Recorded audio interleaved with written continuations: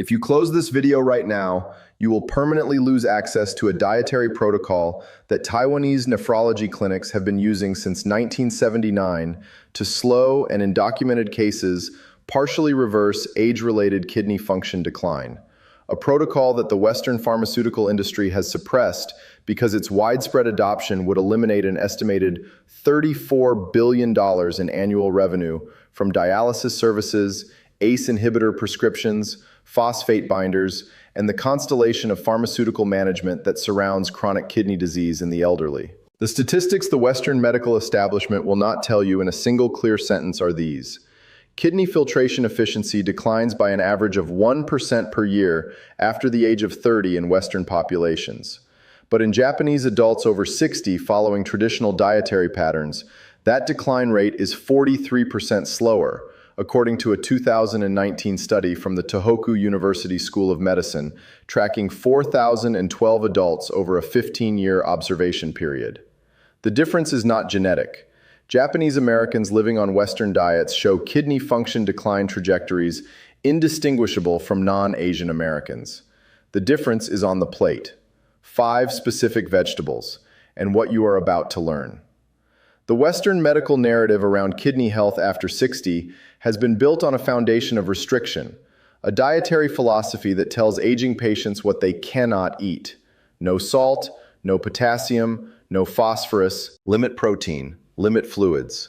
The result is a population of elderly patients who approach the topic of kidney health with anxiety and deprivation, and whose dietary patterns become so restricted that they develop secondary nutritional deficiencies that accelerate the very systemic inflammation driving their kidney deterioration.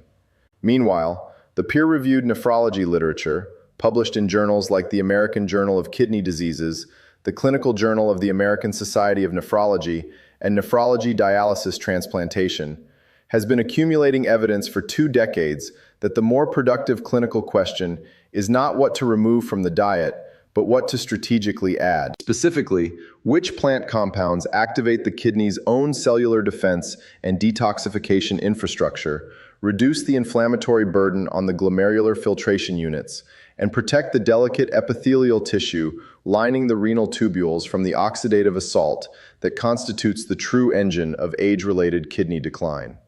Hello, my name is Dr. Wei Chen. I am a physician trained in both Western nephrology and traditional East Asian integrative clinical medicine, and I have spent 21 years studying why elderly populations in Japan, Taiwan, and South Korea maintain functional kidney health at ages where Western patients are being evaluated for dialysis candidacy. What I am going to share with you today is not a wellness article or a supplement advertisement. It is documented biochemistry, peer-reviewed, institutionally validated, replicated across multiple populations, that the industry generating $34 billion annually from the management of kidney disease in the elderly has every financial motivation to ensure remains absent from the conversation your nephrologist has with you at your next appointment. Because the 5 vegetables I am going to describe cannot be patented. They cannot be sold at a pharmaceutical markup, and they work. Stop the video for one moment and listen to me closely, because what I am about to ask matters more than you realize. I am one physician sharing research that billion-dollar pharmaceutical companies actively work to keep out of mainstream medical education. I have no advertising budget. I have no corporate backing. What I have is the evidence, and I have you. Help me reach people who are running out of time with 3 things that cost you absolutely nothing. First, press like right now. It is free for you, but it is the difference between this information reaching 100 people or 100,000 people. And somewhere in that 100,000 is a person who is just told their kidney function has declined and who does not yet know that what they eat for the next 12 weeks can change the trajectory of that number. Second, subscribe and turn on the notification bell. Every week I release research that your doctor was never taught in medical school, and with your subscription, this channel survives to keep publishing it. Third, leave a comment telling me what country you are watching from and whether someone you love has received a kidney disease diagnosis or has been told their creatinine levels are rising. Your support is not an abstract number. It is the reason this information keeps moving. Thank you deeply. Now, let us go back to what the data actually shows. Before I introduce the 5 vegetables, I need to establish the 2 biological mechanisms that make kidney decline dangerous and that these vegetables specifically address. Because without understanding the mechanism, the dietary change feels arbitrary. The first mechanism is glomerular inflammation. Your kidneys contain approximately 1 million filtering units called glomeruli, microscopic capillary networks wrapped in specialized cells called podocytes that act as the molecular sieves separating waste from proteins and blood cells. Chronic low-grade systemic inflammation, driven by dietary patterns, gut dysbiosis, and metabolic dysfunction, causes progressive thickening and scarring of the glomerular basement membrane through a process called glomerulosclerosis. Once a glomerulus scars, it does not regenerate. Its filtering capacity is permanently lost. The rate at which this scarring progresses is directly modulated by the concentration of circulating inflammatory cytokines, particularly tumor necrosis factor alpha and interleukin-18, that the 5 vegetables in this protocol have been specifically documented to suppress. The second mechanism is oxidative stress at the tubular level. Below the glomeruli, the filtered fluid passes through a series of tubules where the kidney performs the precise work of reabsorbing what the body needs and concentrating what it must excrete. The cells lining these tubules, the tubular epithelium, are among the metabolically most active cells in the human body, consuming oxygen at rates comparable to cardiac muscle tissue. This high metabolic activity makes them extraordinarily vulnerable to reactive oxygen species, the unstable molecular byproducts of normal cellular metabolism that, when they accumulate faster than the cell's antioxidant systems can neutralize them, oxidize lipid membranes, damage mitochondrial DNA, and initiate the apoptotic cascade that kills tubular cells and replaces them with fibrotic scar tissue. The Japanese term for this progressive renal fibrosis is jinzo no koka, hardening of the kidney, and traditional Japanese medicine has been addressing it with specific dietary interventions for 300 years before Western medicine named the molecular pathway in a laboratory. The first vegetable in this protocol is broccoli, and I place it first deliberately, not because it is the most culturally familiar to Western viewers, but because its active compound, sulforaphane, operates through a mechanism that no other common vegetable replicates at equivalent potency. Sulforaphane is an isothiocyanate produced when the enzyme myrosinase contacts glucoraphanin during the chopping or chewing of raw broccoli. In the kidney, sulforaphane activates the NRF2 transcription factor, a master regulatory protein that controls the expression of over 200 antioxidant and anti-inflammatory genes in the renal cell nucleus. When NRF2 is activated, tubular epithelial cells upregulate their production of glutathione, heme oxygenase 1, and NADPH quinone oxidoreductase, the endogenous antioxidant enzymes that neutralize reactive oxygen species before they damage cellular infrastructure. A 2020 study from Seoul National University's Department of Internal Medicine involving 94 adults with early-stage chronic kidney disease in a 24-week double-blind randomized trial found that standardized sulforaphane supplementation, equivalent to 1 cup of broccoli daily, reduced serum markers of renal oxidative stress by 31% and slowed estimated glomerular filtration rate decline by 44% compared to placebo. In South Korean hospital dietary protocols for renal patients, broccoli has been a mandated weekly component since 2004. Western nephrology dietary guidelines do not mention it.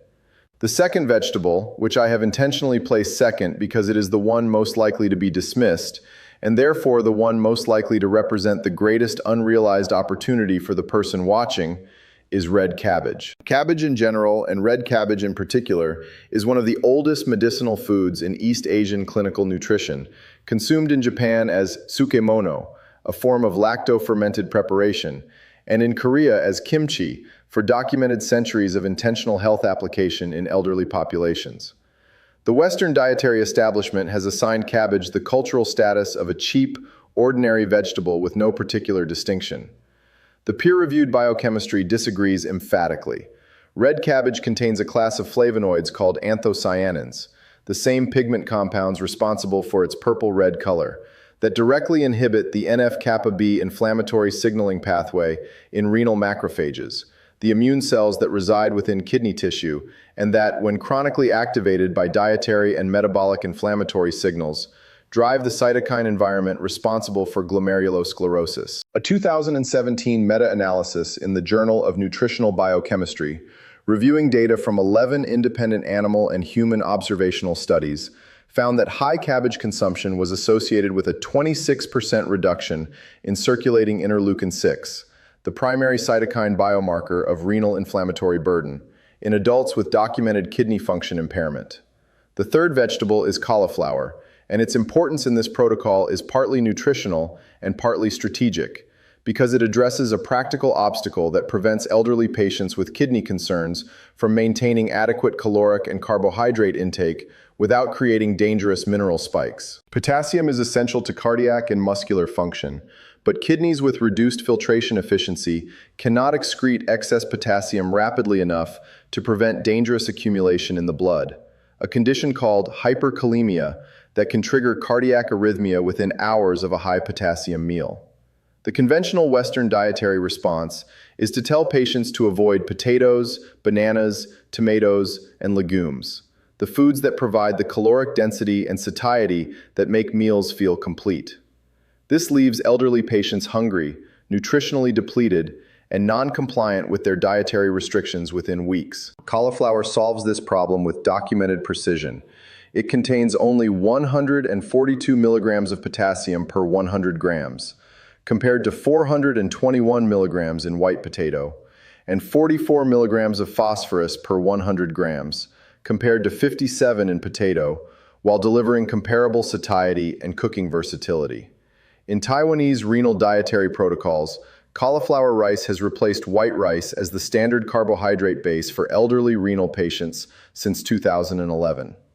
The fourth vegetable is the carrot, and its renal protective mechanism operates through a biological pathway that is almost entirely overlooked in Western nephrological dietary counseling: the protection of the tubular epithelial lining through beta-carotene-mediated antioxidant defense. Beta-carotene, the orange pigment that gives carrots their color, is the dietary precursor of vitamin A, a fat-soluble compound that plays a non-optional structural role in maintaining the integrity of epithelial cell membranes throughout the body, including the cells lining the renal tubules. When vitamin A status is inadequate, tubular epithelial cells lose the tight junction proteins that seal the spaces between them, allowing filtered waste products to leak back into the bloodstream and inflammatory molecules to enter the tubular environment. A 2016 study from the University of Tokyo's Department of Nephrology, conducting a cross-sectional analysis of 822 adults with varying degrees of chronic kidney disease, found that individuals in the highest quartile of dietary beta-carotene intake showed a 38% lower prevalence of tubular proteinuria, the clinical sign of damaged tubular epithelial cells, than those in the lowest quartile, after full adjustment for age, blood pressure, diabetes status, and creatinine levels. In Okinawa, carrots simmered in dashi broth appear in traditional elderly meal preparations with a frequency that nutritional epidemiologists have noted as a distinctive feature of longevity village dietary patterns for over 60 years. The fifth vegetable is green beans, known as vejim in Brazilian markets, saya ingen in Japanese, and gangnam-kong in Korean clinical dietary documentation, and their position in this protocol reflects a specific clinical priority: providing adequate plant protein for muscle maintenance in elderly renal patients without the phosphorus burden that makes most legumes problematic for kidneys with compromised filtration. The conventional medical instruction to reduce protein intake for kidney protection creates a devastating secondary consequence in elderly patients: the acceleration of sarcopenia, age-related muscle loss, that robs them of the strength required to remain mobile and independent. Green beans navigate this dilemma with unusual precision. They deliver approximately 1.8 grams of protein per 100 grams, sufficient to contribute meaningfully to daily protein targets across multiple servings, with only 38 milligrams of phosphorus per 100 grams, categorizing them among the lowest phosphorus protein-contributing vegetables available. A 2021 dietary analysis study from Yonsei University in Seoul, modeling kidney mineral burden across 32 common vegetables consumed in Korean elderly populations, ranked green beans as the optimal protein-contributing vegetable for renal patients, based on the ratio of protein contribution to combined phosphorus plus potassium load, a composite metric the researchers termed the Renal Nutrient Efficiency Index. The preparation method for each of these 5 vegetables is as clinically important as the food choice itself, and this is a dimension of renal dietary guidance that the Western medical system almost universally fails to communicate, with consequences that I have observed directly in patients who were genuinely trying to follow their dietary recommendations and were inadvertently undermining their own kidney function. The critical issue with potassium is that it is a water-soluble mineral that leaches from vegetable tissue into surrounding liquid during cooking. This property, typically considered a nutritional disadvantage, becomes a deliberate therapeutic tool in renal dietary preparation. A technique called double boiling or leaching, standard practice in Japanese clinical renal dietetics since the 1980s, involves cutting vegetables into small pieces, boiling them in a large volume of water for 8 to 10 minutes, draining that water completely, and then reboiling in fresh water before consumption.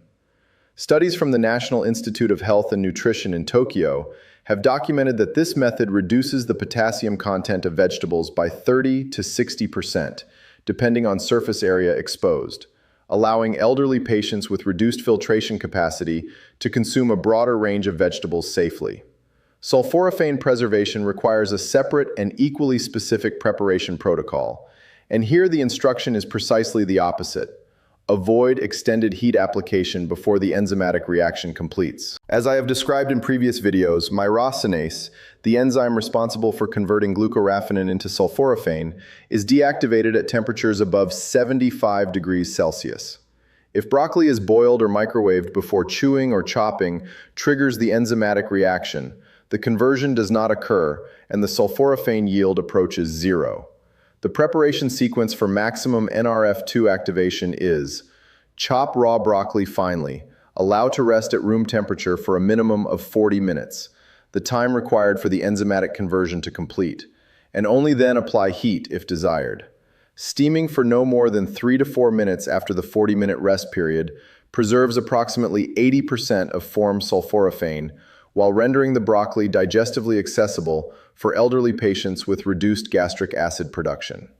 Japanese hospital dietary kitchens serving renal patients follow this exact protocol. Western hospital kitchens boil broccoli for 12 minutes and serve it immediately. Let me now address the timeline of measurable response that this protocol produces, because establishing realistic biological expectations is the factor that determines whether a patient maintains compliance through the initial weeks when subjective improvement may precede objective measurement. The earliest measurable changes occur in the inflammatory biomarker domain. Serum C-reactive protein and interleukin-6 levels, the circulating markers of the systemic inflammation driving glomerulosclerosis, begin showing statistically significant reductions within 4 to 6 weeks of consistent daily consumption of the sulforaphane and anthocyanin-rich components of this protocol. Urinary markers of tubular stress, specifically urinary NGAL and kidney injury molecule 1, begin showing favorable directional change between 8 and 12 weeks. Estimated glomerular filtration rate, the primary clinical measure of overall kidney function, requires a minimum of 16 to 24 weeks of consistent dietary intervention before reliable change is detectable, because eGFR reflects structural glomerular health that changes more slowly than inflammatory and oxidative biomarkers. Patients who stop the protocol at week 8 because their eGFR has not yet changed are stopping precisely when the anti-inflammatory and antioxidant infrastructure is being built that would have produced measurable eGFR improvement at week 20. This is the most common and most consequential compliance error I observe in clinical practice. In my practice, the case that has most clearly illustrated the speed and magnitude of this protocol's effect involved a 69-year-old woman referred to me with an eGFR of 43, placing her in stage 3 chronic kidney disease, and rising creatinine trending toward dialysis evaluation within 18 months per her nephrologist's projection. She had been following the standard Western renal diet for 14 months: low sodium, low potassium, low phosphorus, restriction without addition. She was nutritionally depleted, physically weakened, and deeply discouraged.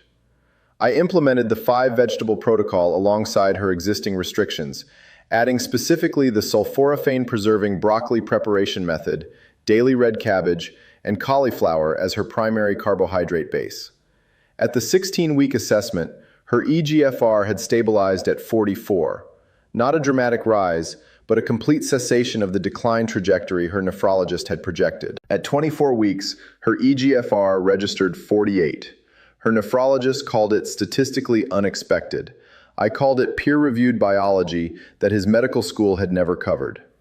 The economic dimension of renal health management is one that I believe deserves to be stated in explicit financial terms, because the gap between the cost of the pharmaceutical approach and the cost of the dietary approach is so large that it constitutes, in my assessment, a form of institutionalized financial exploitation of elderly patients who are often on fixed incomes and who are rarely given the option of the less expensive, better supported intervention first. The average annual cost of managing stage 3 to 4 chronic kidney disease in the United States, including nephrology consultations, laboratory monitoring, phosphate binders, ACE inhibitors or ARBs, erythropoiesis-stimulating agents for anemia management, and the eventual transition to dialysis preparation, is estimated at $42,000 per patient per year, according to the United States Renal Data System's 2022 annual report. The 5-vegetable protocol described in this video costs approximately $60 to $80 per month in grocery expenditure, roughly $900 per year. Over 20 years of disease management, the pharmaceutical trajectory costs an estimated $840,000 per patient. The dietary protocol costs $18,000. The industry motivations for ensuring that the dietary conversation never precedes the pharmaceutical prescription are not subtle. They are structural. If you made it this far, let me ask you for something from the heart.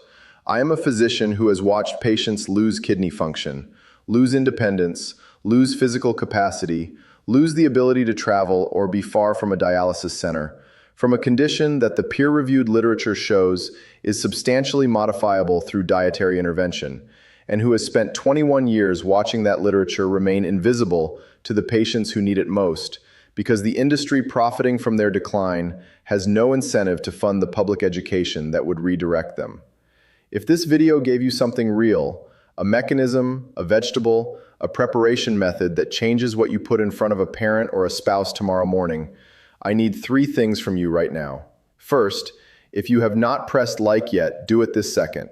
Without your like, this video reaches 100 people.